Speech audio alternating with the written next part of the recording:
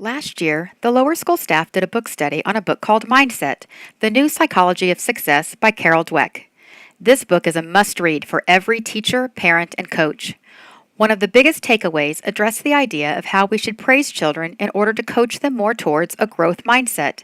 Here is a short video describing one of Dr. Dweck's studies and the important findings.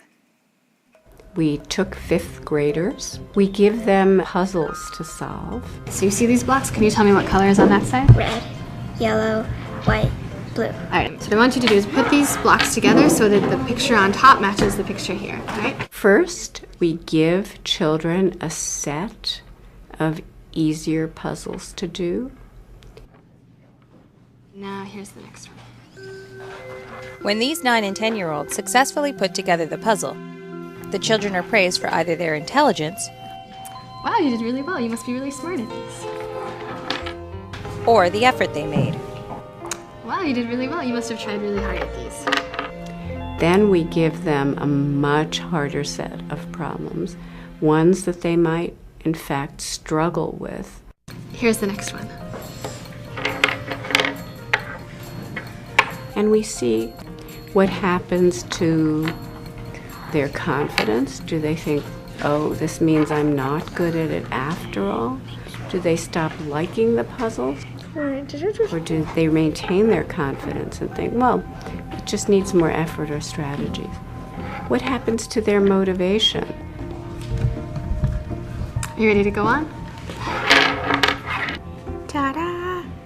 We also ask them, well, which problems do you want to work on some more? Those easier ones or those harder ones? And generally we find that kids who have been praised for their intelligence really want to go back to those easier ones that were their claim to fame.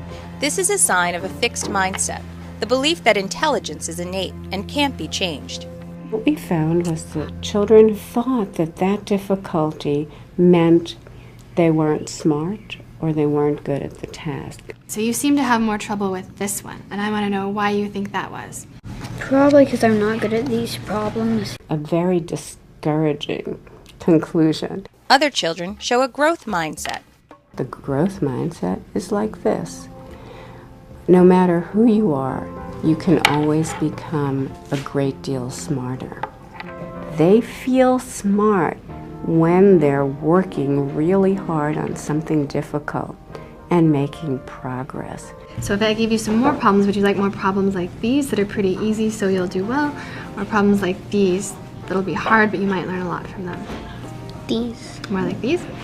Students praised for effort generally want those hard ones that they can learn from. What I've learned from my research is that kids, and I think adults too, are exquisitely sensitive to what's going on in a situation, what other people value, what they're being judged on.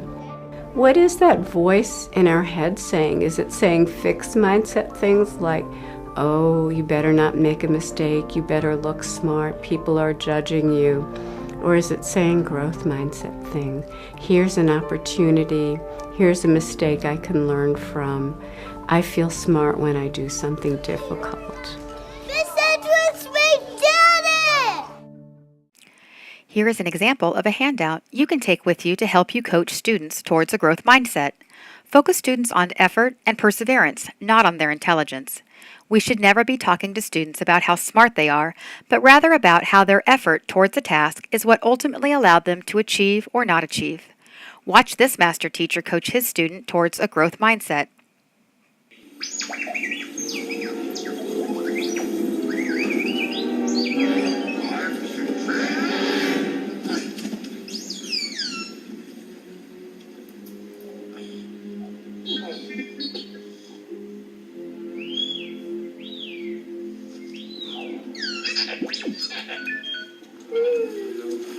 We'll never get it out now. So certain are you? Always with you what cannot be done.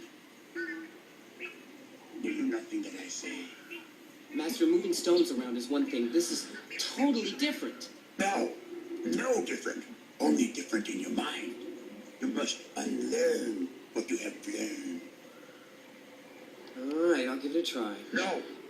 Try not. Do. Or do not. There is no try.